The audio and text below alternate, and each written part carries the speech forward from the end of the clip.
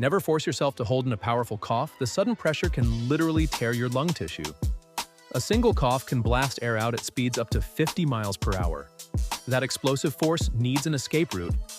If you clamp your throat shut, you trap that energy inside your chest. Trapped air spikes intrathoracic pressure and can damage delicate lung tissue or blood vessels. In rare cases, this can cause a pneumothorax or other internal injuries. Cover your mouth and cough into your elbow or tissue and let the air release safely.